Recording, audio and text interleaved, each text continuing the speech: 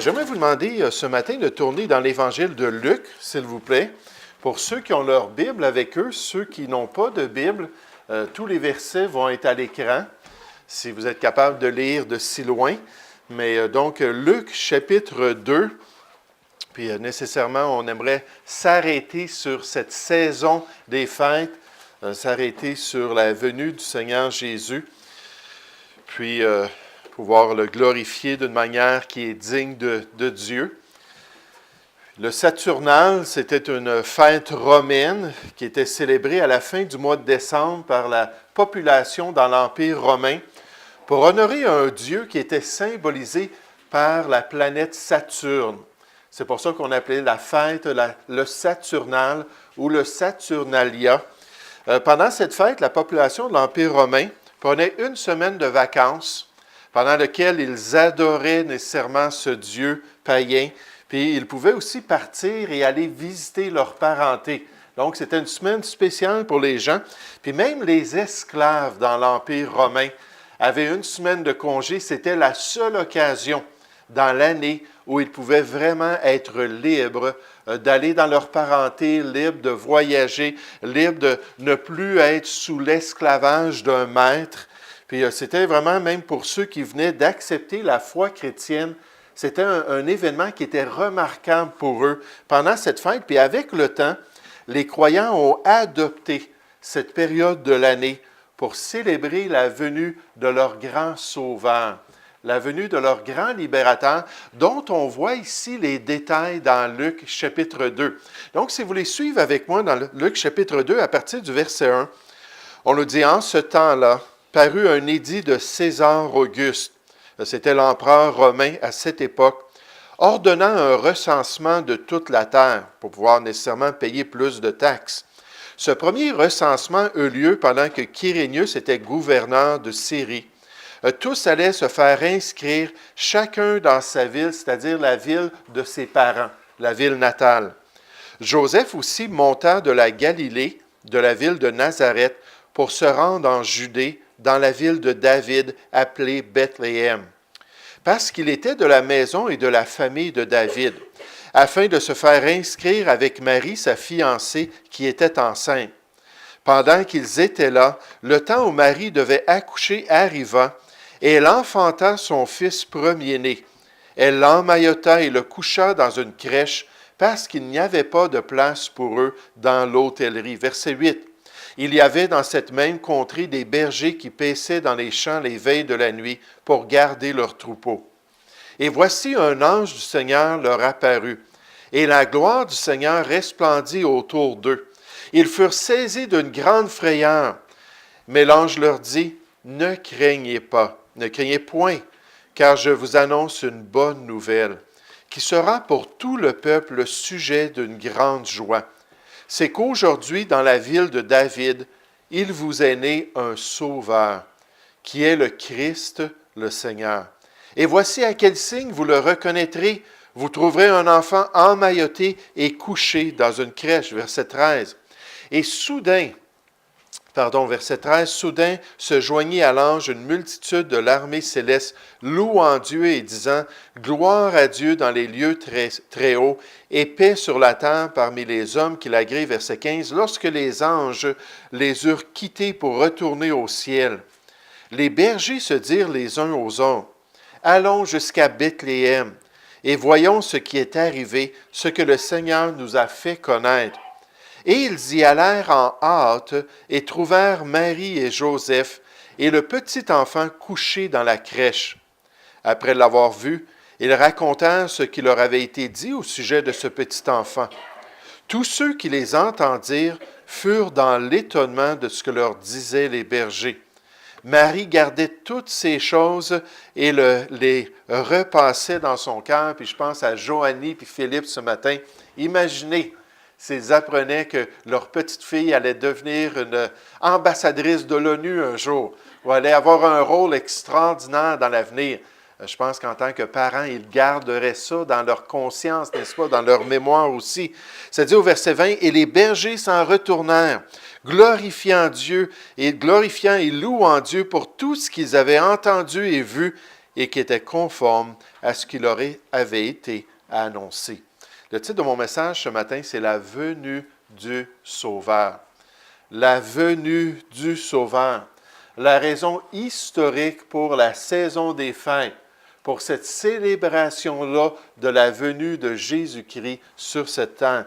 Puis j'aimerais qu'on puisse s'arrêter juste quelques moments puis regarder ce passage. Puis nécessairement, nous qui connaissons le Seigneur Jésus, c'est une occasion pour nous, encore une fois, d'orienter notre boussole, puis de nous aider à voir les vraies raisons qui devraient nous motiver à rencontrer nos familles, qui devraient nous motiver à être un bon témoignage auprès des nôtres et qui devraient nous motiver à louer encore plus le Seigneur à la fin de cette année à cause qu'un jour, il a envoyé son Fils ici-bas. Juste avant de regarder le passage, j'aimerais qu'on puisse prier ensemble. Peut-être qu'il y en a ici qui vont entendre parler de la venue du Sauveur dans le monde, mais qui n'ont jamais permis au Sauveur de venir dans leur cœur et dans leur vie. Ce qui fait toute la différence. On va prier ensemble. Ô Père Céleste, j'aimerais te louer et te remercier ce matin pour ces gens qui se sont déplacés. Seigneur, j'aimerais te remercier pour toutes les personnes qui ont travaillé à finir les rénovations du bâtiment. Seigneur, qui ont travaillé à préparer de la nourriture, à décorer aussi le bâtiment. Et Seigneur Père, toutes ces choses-là ont été faites pour toi, pour ta gloire, pour te plaire. Et Seigneur aussi pour souligner la venue de ton Fils bien-aimé. Seigneur, ton Fils unique, ton Fils qui mérite toute notre vénération et notre adoration. Alors Père Céleste, je te prie que tu puisses nous aider pendant les quelques minutes qui viennent à nous concentrer sur ce que tu révèles dans ta parole et à nous aider, Seigneur, à avoir cette relation que tu veux pour chacun de nous. Touche les cœurs, accomplis ta volonté, fortifie-nous, nous te prions, au nom du Seigneur Jésus. Amen. Mais la venue du Sauveur, ce merveilleux texte biblique nous annonce premièrement la bonne nouvelle de Noël. La bonne nouvelle de Noël, la bonne nouvelle de ces événements qui se sont produits il y a quelques 2000 ans. La bonne nouvelle de la venue sur cette terre d'un être qui était extraordinaire et aussi un être qui était unique, qui était vraiment différent de tous les autres. On nous dit au verset 8, « Il y avait dans cette même contrée des bergers qui paissaient dans les champs les veilles de la nuit pour garder leurs troupeaux. Et voici un ange du Seigneur, un messager céleste leur apparut, et la gloire du Seigneur resplendit autour d'eux.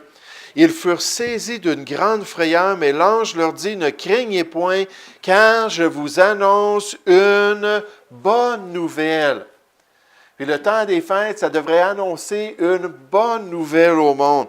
Une bonne nouvelle qui sera pour tout le peuple sujet d'une grande joie, c'est qu'aujourd'hui, dans la ville de David, Bethléem, il vous est né un Sauveur qui est le Christ, le Seigneur. Le mot « bonne nouvelle » qui apparaît dans ce texte, dans cette annonciation angélique de la venue de Jésus, c'est le mot célèbre l'Évangile. Un mot que probablement la plupart d'entre nous connaissons. On a déjà entendu ça. L'Évangile, ça veut dire la bonne nouvelle. La bonne nouvelle, ça veut dire l'Évangile. C'est exactement le même mot. Et c'est un mot, l'Évangile, qui paraît continuellement dans le Nouveau Testament, pour nous parler de 3 éléments qui devraient être une bonne nouvelle. Premièrement, de la venue du Sauveur dans ce monde. Ça, c'est plus spécifiquement là, rehaussé dans ces passages où on parle du temps des fêtes, où on parle d'historiquement ce qui s'est produit derrière la fête de Noël. Puis c'est la venue du Seigneur Jésus, mais ça ne s'est pas terminé avec son incarnation et le fait qu'il a pris un corps semblable au nôtre et qu'il est venu sur cette terre. Non, la Bible nous dit que dans la bonne nouvelle, on a le message de sa mort, son sacrifice personnel. Le fait que personne lui a ôté sa vie, il l'a donné de son propre gré. C'était son choix. Il a dit, « Je suis le bon berger. » Puis le bon berger va donner sa vie pour les brebis. Puis ça, dans la Bible, c'est aussi la bonne nouvelle. Il a pris un corps, il est venu dans la race humaine, mais il a offert ce corps comme un sacrifice pour les péchés de l'être humain. Et Dieu a accepté ce sacrifice lorsqu'il est mort. Il a remis son esprit entre les mains de Dieu. Puis ensuite, Dieu a renvoyé cet esprit-là dans le corps du défunt pour qu'il puisse se relever et qu'il puisse annoncer ce message à ses disciples pour qu'eux puissent aller évangéliser le monde. Et ça fait près de 2000 ans de cela, et ça continue cette évangélisation-là, ça continue ces efforts-là pour pouvoir partager la bonne nouvelle, l'Évangile. Par exemple, on voit dans 1 Corinthiens 15, Paul dit « Je vous rappelle, frères, l'Évangile que je vous ai annoncé, ou la bonne nouvelle que je vous ai annoncée. » Puis remarquez, Paul dit « Je vous ai enseigné avant tout, comme je l'avais aussi reçu. » Puis vous allez voir dans un instant, la bonne nouvelle, ce n'est pas juste des données pour notre mental.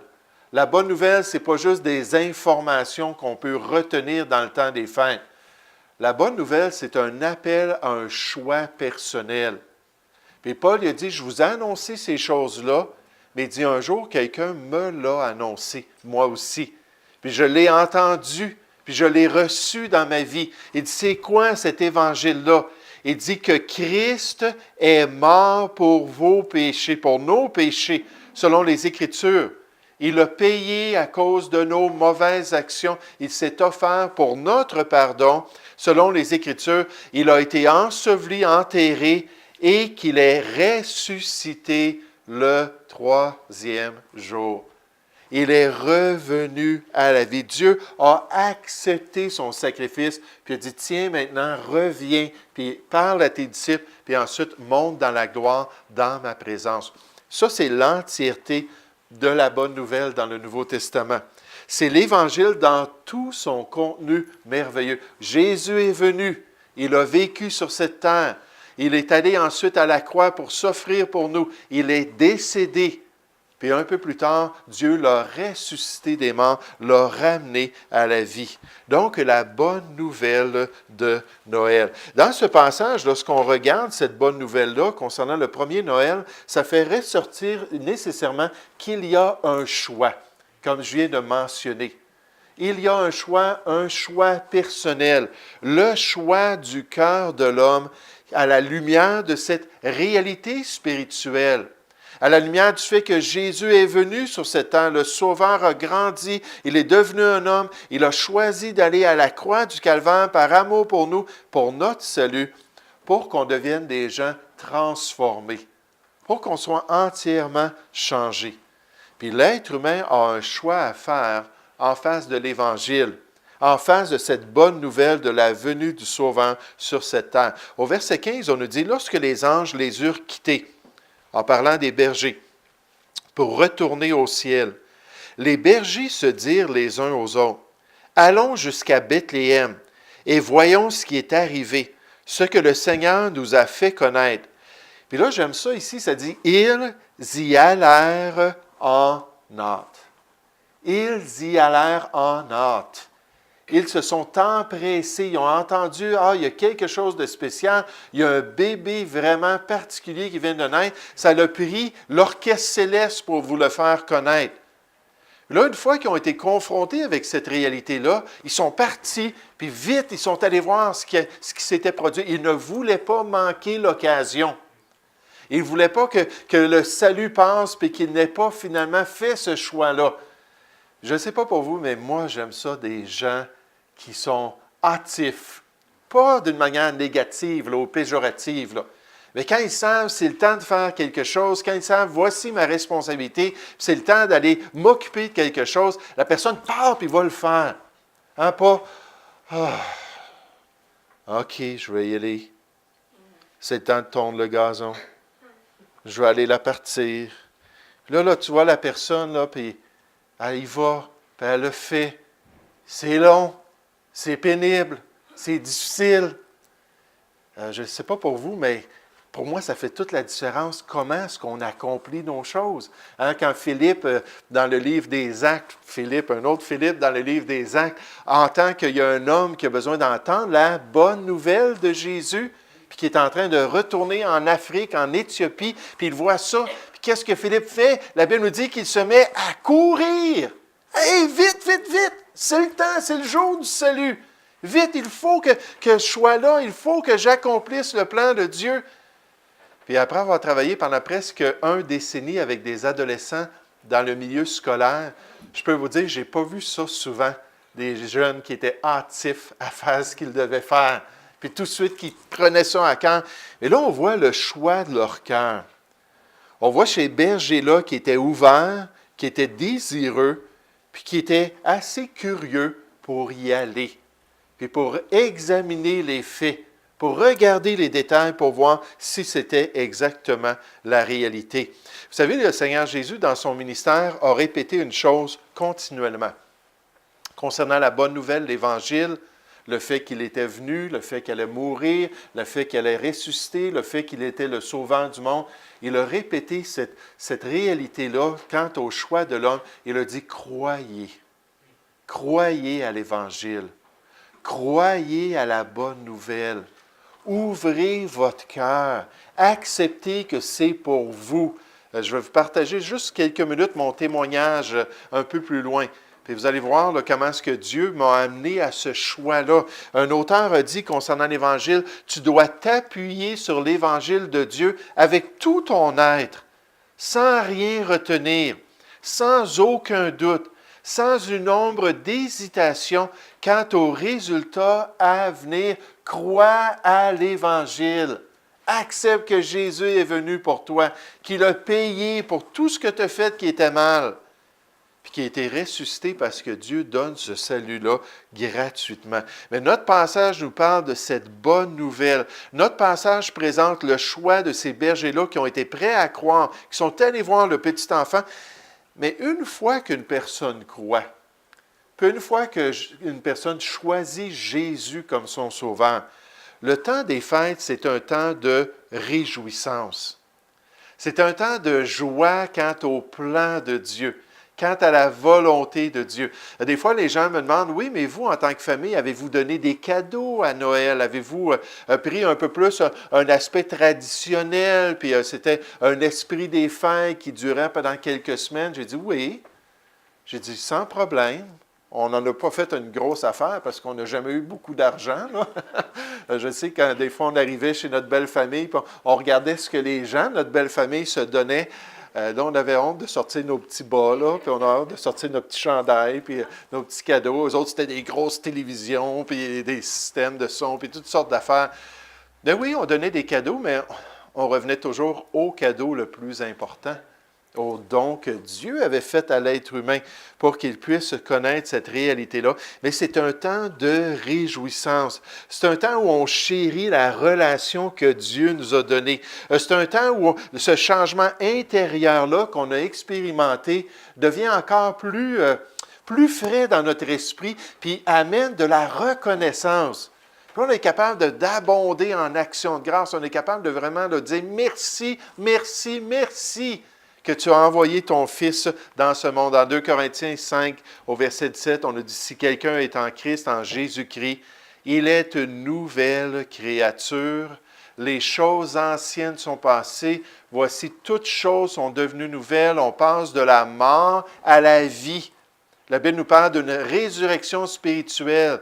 Quand on accepte l'Évangile, quand on se confie dans la bonne nouvelle, puis on demande aussi au Sauveur de devenir notre Sauveur personnel. Une transformation. Regardez au verset 17.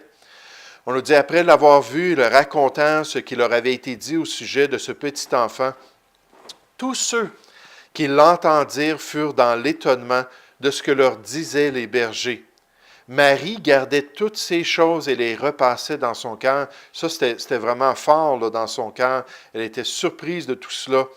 Et les bergers s'en retournèrent, glorifiant et louant Dieu pour tout ce qu'ils avaient entendu et vu et qui était conforme à ce qui leur avait été annoncé. Est-ce qu'on est joyeux en face de la réalité de la venue du Sauveur? Est-ce qu'on est ouvert de cœur à son sacrifice sur la croix du Calvaire? Est-ce qu'on l'a déjà invité dans notre vie pour qu'il soit non seulement le Sauveur qui est venu sur cette terre, mais qu'il devienne mon Sauveur personnellement? J'aimerais juste vous dire que la première fois que j'ai rentré dans une église, ah oui, à la messe de minuit quand j'étais jeune, une fois de temps à autre, mais moi, je n'ai pas été élevé religieusement. Mes parents ne croyaient pas à cela. Donc, quand j'avais l'âge de 21 ans, j'ai mis les pieds dans une église pour la première fois. Puis j'aimerais vous dire, j'étais extrêmement suspicieux. Tout ce que je voyais, tout ce que j'entendais, c'était négatif. Là, j'étais craintif. Mais, quand je suis allé voir le pasteur, celui qui est en charge, celui qui avait fait le message, puis qui avait parlé, puis je suis allé juste lui poser quelques questions, puis que finalement, un peu plus tard, il s'est assis avec moi, puis il a ouvert la Bible. Là, cette fois-là, j'étais un petit peu comme ces bergers-là. Ah! J'ai jamais vu ça, ce livre-là, comme ça. J'ai jamais côtoyé un gros livre, une Bible, puis qu'est-ce que ça dit? Puis là, il a dit, bien, Jésus est venu un jour sur la terre. Ça, c'était le premier Noël. Il a vécu une vie sans défaut. Il était impeccable. Un jour, il l'a offert comme le bon berger qui donne sa vie pour qu'on puisse avoir la vraie vie. Puis il dit, la seule chose que tu as à faire, c'est reconnaître qui tu es devant lui. Reconnaître que toi, tu n'es pas impeccable. Toi, tu n'es pas parfait. Lui, il était juste, toi, tu es injuste. Lui, il était sans péché, mais toi, tu en fais des péchés. Il dit, on en fait tous. On est des êtres humains. Puis d'accepter finalement qu'il a subi ton jugement pour pouvoir recevoir une nouvelle vie et devenir une nouvelle personne. J'aimerais vous dire, comme il disait cela, c'est comme, tout ce qu'il disait, hein, il dit, je vais te donner des exemples. Si on méprise nos parents, puis on ne les honore pas dans notre vie. S'il y avait une grosse chose qui était sur ma conscience, c'est tout le mal que j'avais fait à ma famille. Toutes les choses que j'avais faites, puis comment j'avais été dur envers mes parents, puis comment j'avais été continuellement impoli, j'étais rebelle, c'était pénible pour eux de m'avoir dans leur famille. Puis là, ensuite, il dit, mais quand on ment, quand on dit quelque chose qui n'est pas vrai, même un petit mensonge, on fait juste changer un petit peu la vérité, on exagère un peu les choses. Il dit, aux yeux de Dieu, c'est mal le mensonge. Ça nous condamne devant lui. Bon, mon père, c'est un menteur professionnel, presque. Puis moi, je suivais ses pas. J'étais toujours en train de mentir, toujours en train de changer la réalité des choses. Et vous savez, même des années plus tard, je me suis aperçu que si je ne fais pas attention, j'ai cette tendance-là d'essayer de sortir d'une situation pénible en mentant, en trompant les gens. Puis il faut vraiment que je veille sur mon cœur. Puis là, il dit, le mensonge, ça nous condamne tous. Puis là, il dit, vois-tu pourquoi est-ce qu'on avait besoin d'un sauveur? Pourquoi il a quitté la gloire? Pourquoi il a quitté les cieux? Il a pris un corps semblable à au nôtre, puis il est venu le donner sur la croix du Calvaire. Maintenant, tu peux l'inviter à prendre tes péchés et te donner la paix avec Dieu. Tu as juste à lui demander. Jésus a dit, je ne mettrai pas dehors celui qui vient à moi. Je suis assez humble, je suis assez disposé. Oui, certainement. Puis là, cette journée-là, ça a été le début, ça fait 31 ans de ça, le début d'une nouvelle vie pour moi. Parce qu'à partir de ce moment-là, quand je me suis tourné vers Jésus, je lui ai dit, oui, j'ai besoin de toi. Deviens donc mon sauveur. Je n'étais plus la même personne. La Bible appelle ça même, c'est tellement incroyable ce changement-là, que c'est comparé à la naissance physique. Demandez à votre maman si c'était incroyable le jour où vous êtes né. Elle va vous dire, oui, c'était incroyable. Mais de la même manière, une transformation de notre vie, une transformation de notre cœur. Quand on pense au temps des fêtes, pour le chrétien, il y a une bonne nouvelle, un évangile historiquement derrière le monde occidental puis la pratique de Noël. Deuxièmement, quand on regarde dans ce passage et dans la vie des gens, il y a un choix qu'on doit faire. Ça, on ne peut pas le faire pour les autres. Hein? C'est pas comme Mahomet quand il rentrait dans les villes avec son épée, puis il avait développé une épée là, très tranchante, une épée courbée, qui était la terreur des peuples en Arabie, parce que c'était vraiment, ils n'avaient jamais vu une épée comme ça. C'était une épée qui était très, très pratique pour décapiter une personne. Puis quand il arrivait dans une ville avec son épée, puis tous ses soldats avaient des épées, puis sa cavalerie, tout ça, puis il disait « à genoux, puis convertissez-vous, sinon on vous tranche la tête ». J'aimerais vous dire, la plupart du monde, c'était pas long. Chut, ils étaient à genoux. On ne peut pas faire ça. La foi chrétienne, c'est un choix de cœur. On ne peut pas l'imposer, on ne peut pas intimider, on ne peut pas forcer les gens. Puis c'est pour ça, même dans les églises chrétiennes, il y a des gens qui passent leur vie à l'église et qui ne sont jamais sauvés, qui n'ont jamais fait ce choix-là. C'est triste. Toute l'opportunité qu'ils ont. Ils viennent dans le temps des fêtes à Noël, puis ils écoutent le message. Bon, la venue de Jésus, on l'a entendu l'an passé, puis l'autre année avant. Pourquoi est-ce qu'on le répète encore une fois? Mais c'est un choix de cœur. Et pour le chrétien, puis c'est ce qu'on veut faire à chaque année, que ce soit un temps de réjouissance. On va se réjouir tantôt avec le beau festin en bas. On va se réjouir qu'on va visiter nos familles. Que ce soit un temps de réjouissance du fait que notre Sauveur nous a assez aimés, qu'il est venu ici pour donner sa vie. Et que le temps des fêtes, c'est un temps spécial. Pas historiquement la date, le 25 décembre, ça n'a rien à faire avec la venue de Jésus. Mais les chrétiens l'ont adopté à cause de la fête et à cause de cette opportunité d'aller dans leur famille pour célébrer la venue de leur Sauveur. Et c'est pour ça qu'on veut prendre ce temps-là pour l'honorer.